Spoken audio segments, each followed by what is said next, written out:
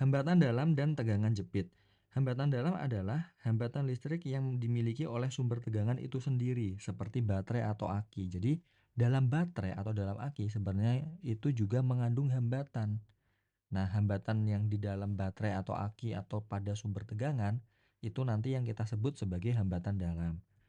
Oke, nah sedangkan tegangan jepit itu adalah tegangan yang dapat diukur pada terminal-terminal luar sumber tegangan saat sumber tersebut mengalirkan arus ke rangkaian luar. Nah, artinya ini gimana sih?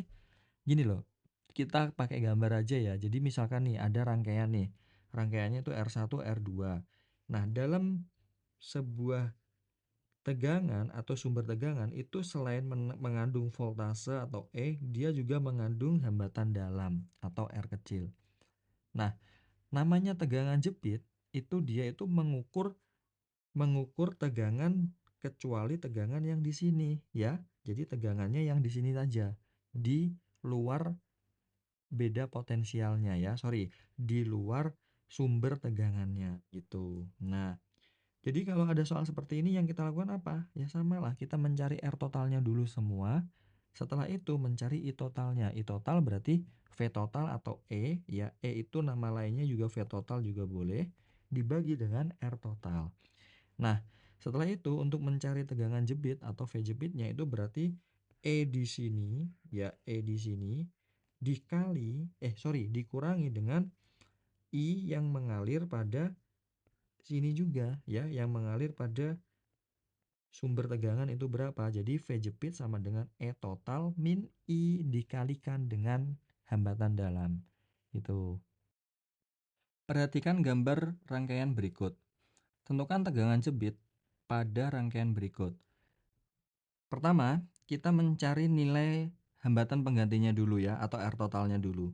Yang pertama, kita mencari R totalnya, berarti kita cari ini dulu ya, ini R paralel dulu ya. Jadi 1 per R paralel sama dengan 1 per R3 tambah 1 per R4 tambah 1 per R5.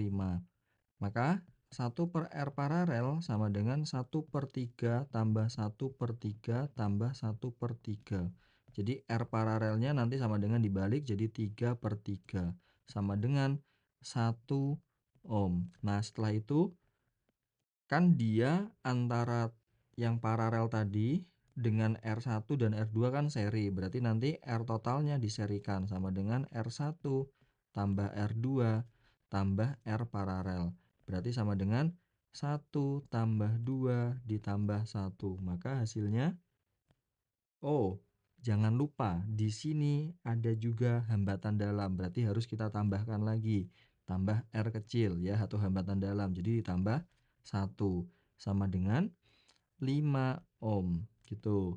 Nah, selanjutnya yang ketiga kita mencari I totalnya dulu. Ingat ya, I total sama dengan V total dibagi dengan R total. Nah, V totalnya itu tadi 12, R totalnya itu 5, berarti sama dengan 2,4 ampere. Nah, setelah itu untuk mencari tegangan jepit ya, untuk mencari tegangan jepit itu